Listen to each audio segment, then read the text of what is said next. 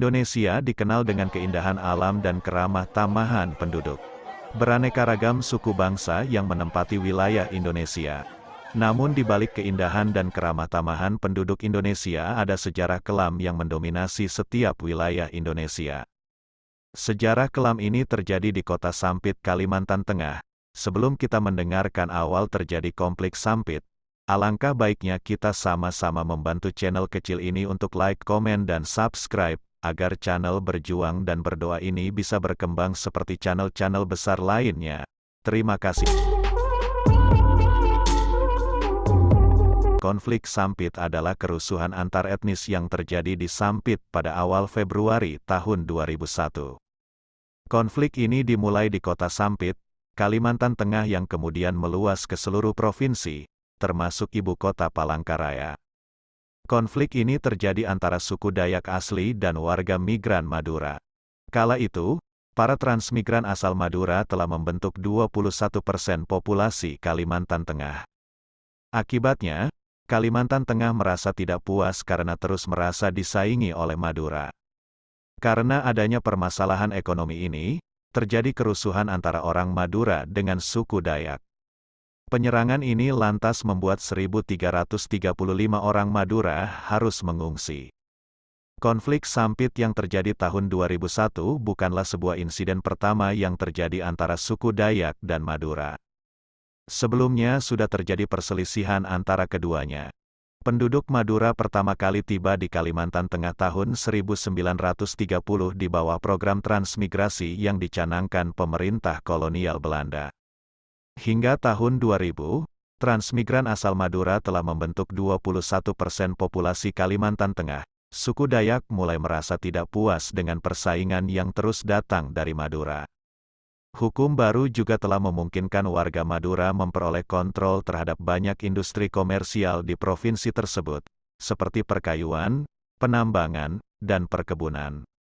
Hal tersebut menimbulkan permasalahan ekonomi yang kemudian menjalar menjadi kerusuhan antar keduanya. Insiden kerusuhan terjadi tahun 2001. Kericuhan bermula saat terjadi serangan pembakaran sebuah rumah Dayak. Menurut rumor warga Madura lah yang menjadi pelaku pembakaran rumah Dayak tersebut.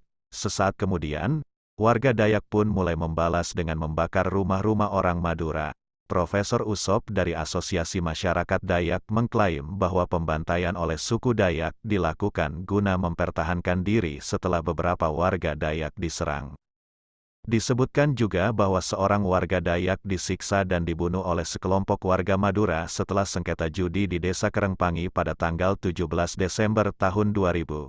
Situasi kericuhan antara suku Dayak dengan Madura diperparah dengan kebiasaan dan nilai-nilai berbeda yang dimiliki keduanya, seperti adat orang Madura yang membawa parang atau celurit kemanapun, membuat orang Dayak berpikiran bahwa tamunya ini siap untuk berkelahi. Konflik Sampit sendiri diawali dengan perselisihan antara dua etnis ini sejak akhir 2000. Pertengahan Desember tahun 2000, bentrokan antara etnis Dayak dan Madura terjadi di Desa Kerengpangi, membuat hubungan keduanya menjadi bersih tegang. Ketegangan semakin memuncak setelah terjadi perkelahian di sebuah tempat hiburan di Desa Pertambangan Emas Ampalit. Seorang etnis Dayak bernama Sandong, tewas akibat luka bacok yang ia dapat. Kejadian ini kemudian membuat keluarga dan tetangga Sandong merasa sangat marah.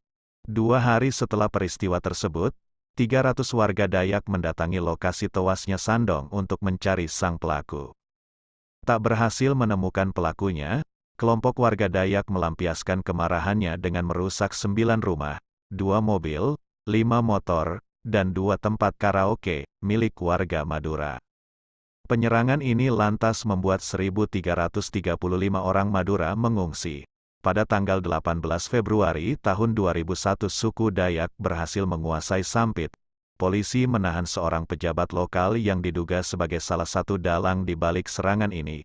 Orang yang ditahan tersebut diduga membayar 6 orang untuk memprovokasi kerusuhan di Sampit. Kemudian, ribuan warga Dayak mengepung kantor polisi di Palangkaraya sembari meminta pembebasan para tahanan. Permintaan mereka dikabulkan oleh polisi pada tanggal 28 Februari tahun 2001. Militer berhasil membubarkan massa Dayak dari jalanan. Dari konflik Sampit ini, sedikitnya 100 warga Madura dipenggal kepalanya oleh suku Dayak. Konflik Sampit sendiri mulai mereda setelah pemerintah meningkatkan keamanan, mengevakuasi warga, dan menangkap provokator. Untuk memperingati akhir konflik ini, dibuatlah perjanjian damai antara suku Dayak dan Madura. Guna memperingati perjanjian damai tersebut, maka dibentuk sebuah tugu perdamaian di Sampit. Demikianlah cerita singkat tentang konflik Sampit. Jika ada kesalahan mohon dikoreksi. Terima kasih.